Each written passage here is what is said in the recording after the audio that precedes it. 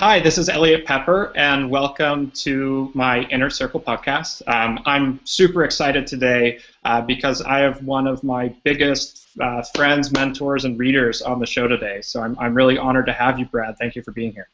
Great to be here. So Brad Feld is a managing director at Foundry Group. He's a longtime tech VC entrepreneur, author, and I could probably go on for your bio to fill the entire time of this interview. So instead, I actually want to dive right in. I've been really inspired by Brad because he was the first person who I shared the manuscript of my book Uncommon Stock with, and he was incredibly supportive of the book as a creative endeavor, and then actually once the rough draft was done, he started a new publishing company, FG Press, which I was lucky enough to jump on the boat for. So both version 1.0 and PowerPlay have been joint efforts with FG Press.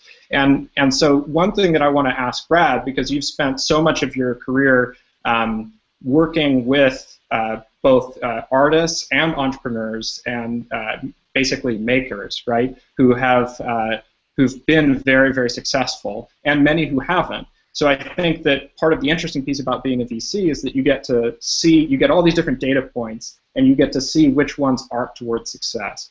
So I'd love to just get your take on how do entrepreneurs or artists that achieve a lot of success, that really are high up on that power curve, how do they think or act differently if they do it all?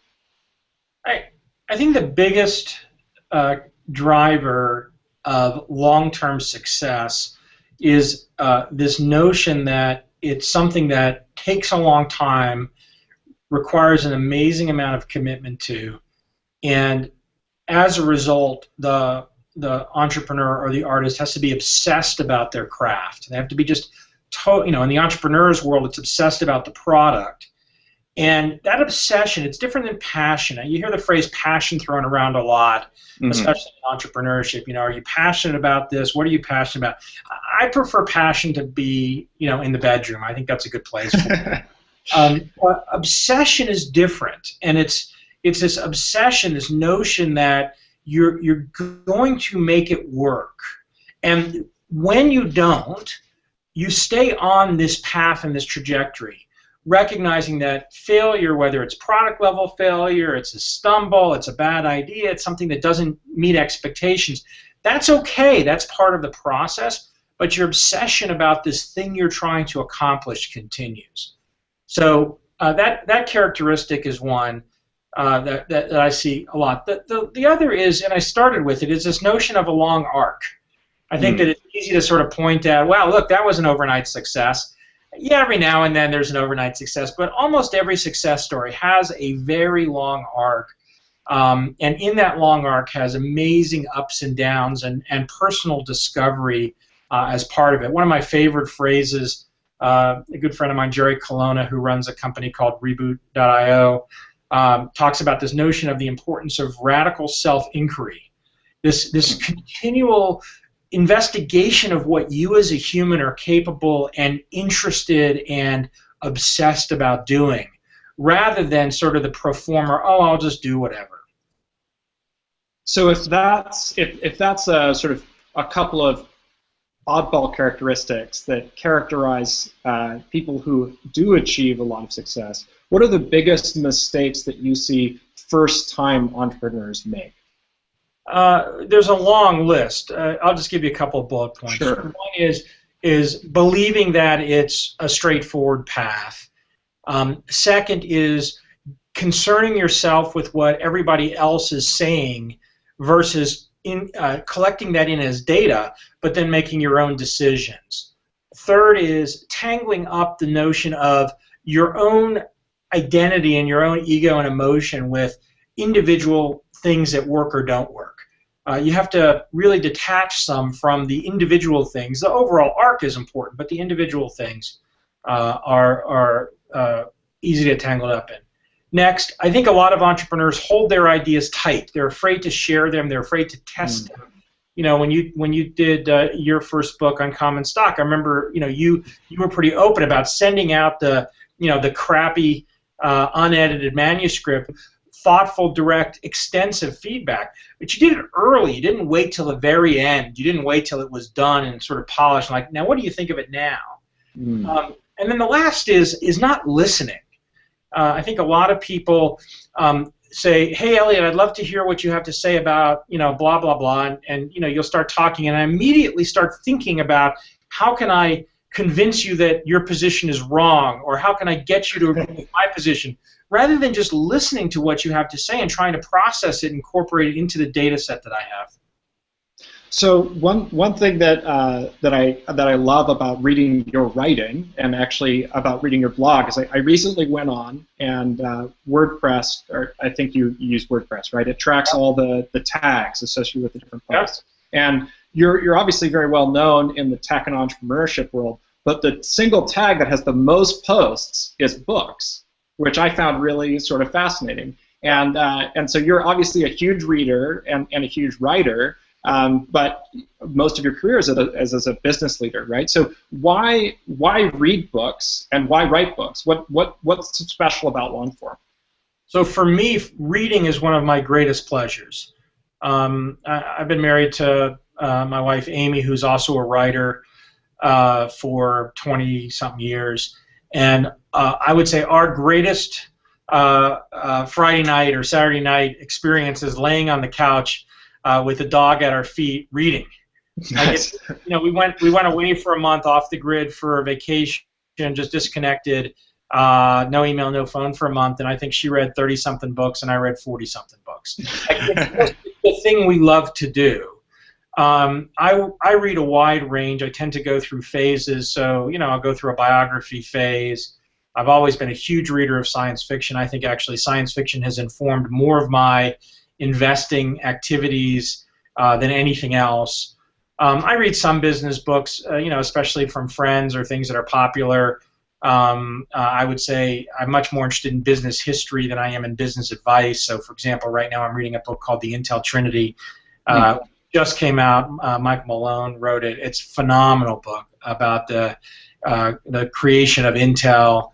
And for everybody that's interested and talks about how amazing Silicon Valley is today, it's important to understand the basis for it. So in the same way that you would read biographies about people like Ben Franklin and George Washington about the founding of the U.S., if you're in the U.S. and you're interested in U.S. history, reading that book is a great way to understand sort of the DNA of a place like Silicon Valley. That's why I read. I write primarily to think. So I write my blog because I tend to play around with ideas and thoughts. I'm a huge believer in you become a better writer by writing a lot. And writing blog posts is an extremely low-risk type of writing. It doesn't take a lot of time. You can play around with something. If it's shitty, within 5 or 6 days, if you post every day, it's off the front page and nobody ever sees it again. If it's good, it gets shared around and commented on, and you get lots of ideas around it. So low risk from that perspective. The habit of writing, as you know, as a writer, is an important one. And even when I'm not working on a book, the habit of writing roughly a blog post a day is useful. And some of my posts are about things I've done. Some of them are intellectual. Some of them are about technology and venture capital. Some of them are, promoting things that I'm involved in. I try not to just do, hey, here's a naked promotion of a thing I'm doing, but I try to weave it into, something that I'm involved in or why I think it's important or why I'm excited about it. And then the last is that I think that if you're serious about writing, the long form is important. I think that there's a big, big difference between writing a bunch of blog posts, writing short essays, writing medium-sized essays or articles that would go in a magazine or a journal, and writing a long-form book. And for me, I really, when I take on a concept that ends up in one of the books, my goal, for example, with the book Venture Deals that I wrote with my partner Jason Mendelson, we really wanted to sort of demystify the term sheet in venture capital investing, which today there's an enormous amount of writing about it, but our book still was one of the first really extensive pieces and continues to this day, 4 or 5 years later, to be incredibly valuable. The other goal with the writing is to start a movement. And my book, Startup Communities, was an example of that. I didn't have any expectation of the level of impact that Startup Communities would have when I wrote it, but it forced me to think hard about something I had been talking about for a couple of years, which is how do you create a startup community anywhere in the world? This idea that in Boulder we created a very vibrant startup community in a town of 100,000 people. You didn't have to be in the Bay Area to have a successful startup community. And that ended up, of course, being not the only part of this giant movement of startups across the world, but it was something that a lot of people have been able to use and incorporate into their thinking. And I've learned a lot from the feedback I've gotten. So it's that bi-directional sort of learning by writing, learning by reading, and learning by interacting with people around the content. And to dig in a little bit more to what you said about science fiction, I think it's really interesting. I'm actually just reading 0 to 1, Peter Thiel's business advice book, and he mentions that at PayPal they made Cryptonomicon, Neil Stephenson's book, required reading for everybody. And I know that obviously, like the Kindle is, which is sort of ironic, is a direct descendant of Neil Stephenson's book Snow Crash, right? So I think that there is this really interesting intersection between sort of like imagination and engineering, right? And clearly they're highly related. Can you give an example or two of how reading science fiction has impacted your life as an investor and an entrepreneur? Sure. Well, you've mentioned a couple of books that were important to me too. In Stephenson's world, it's Cryptonomicon, Snow Crash, Diamond Age, and most recently, books. The rest of his books, I've read some, not all. I haven't read the Baroque Cycle. It's not something I've tackled yet, but will at some point. They really have had a lot of impact on the way I've thought about things. Another set of books that I would put in a similar category are William Gibson's books. I've read now all of William Gibson's books. I'm making a second pass of them because what I realized was the ones that I read earlier in my career and earlier in my life, I didn't really map them quite right. Because I was reading an enormous amount, and a lot of science fiction at the time I would put in the category that I was reading I put in the category of space opera. And so I mixed up some of William Gibson's early books like Mona Lisa Overdrive more with space opera than it wasn't, right? But I sort of got stuck in it. Spook Country is just, it's such an amazingly relevant book based on what then happened the next 5 years. Just crazy relevant. And Pattern Matching is one of my all-time favorite books of his. So finding an author like that and being able to let yourself be transported into their world and roll around in their world and then have it reflect back to your world. More recent writers, Daniel Suarez and William Hertling, both excellent examples of what I like to call near-term science fiction. They're books that you can kind of almost touch, like they're so close, but they pull you a little further independent of what they're doing. And I think we'll see more and more of that. The last thing I encourage people to do is science fiction. I just went back and read Isaac Asimov's I, Robot. I read it when I was on this 30-day trip. It's written in 1950. It was written before the transistor was created. It's a fucking unbelievable book. And if you read it as just a book, and you're like, and by the way, it has nothing to do with the movie I, Robot that Will Smith was in. That was like a totally different thing. They just took the name. It was just totally different. If you just read the book as a book and you didn't understand that it was written by somebody in 1950, looking forward into, about modern time, 70 years or 60 years forward, you'd be like, yeah, it's okay. It's fun, it's sort of captivating, yeah, it's okay. But if you think about it as this was a guy that had the sum of human knowledge of 1950, and this is what he forecasts for the future, incredible. And that's what we're reading today. When you read, Peripheral, which is William Gibson's newest book, you are reading somebody who's got some of human knowledge today projecting forward. And that's so useful in the context of thinking about where this stuff is going to go. Yeah, no, that's very simple. So one last question. You mentioned that you read these 42 books on a long trip for 30 days, and I think you spent the entire time off grid entirely, right? Right. Why do you go off grid? I finished writing my first book on a 6-month sabbatical. So what drove that decision, and how does that sort of impact the rest of your life? So both Amy and I are really deep introverts. I live my life in a very extroverted world, and I'm very functional as an extrovert. But what we've learned over a long relationship together is that we need regular time away. And about 15 years ago, we started going away for a week a quarter, completely off the grid, no phone, no email. And sort of my rationalization at the time was the world's going to do whatever the world's going to do, and I'm going to take a week. And just go be with the person that's most important to me, and sleep till I want to wake up, and do whatever I feel like doing wherever we go. That week, I'd never really done it for more than about 10 days. Maybe we'd done one that was 2 weeks long, but I'd never really gone away for longer than that. And my partners, I have 3 partners at Foundry Group, all 4 of us decided to try last year a month away, completely off the grid. And the other 3 cover for the person. It's not like, there's no dynamic, but we take our portfolio companies and the other 3 people cover for us. We come back and they hand them back to us. It was an incredible experience for all 4 of us because it allowed each of us to have some time to disconnect, to regroup, to rest, to explore something different, to refresh ourselves.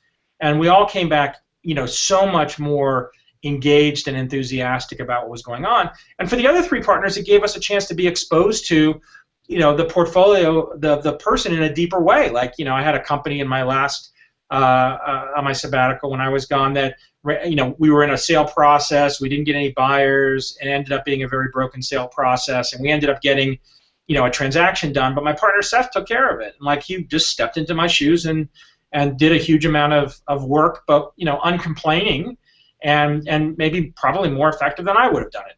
So, for the individual, for me, it gives me a chance to get, sort of a reset emotionally on a lot of stuff. I try not to have a purpose when I go away for a week. And when we went away for a month, our goal was not read a bunch of books. Our goal was do whatever we felt like it. And we both knew that we liked to read a lot of books. My Kindle only has 500 unread books on it, so I brought my Kindle, and I didn't say, okay, I'm going to finally read on this trip Infinite Jest, which is David Foster Wallace's 1,000-page epic with another couple hundred pages of footnotes. That is a real work, right? I mean, it's I have now read that book. It's an amazing book, but a lot of work to read that book. Amy had read Infinite Jest once before, and about 3 weeks in, I said, we both have it on our Kindle. I said, you know what? I think I feel like tackling it. We were reading probably 6-8 hours a day.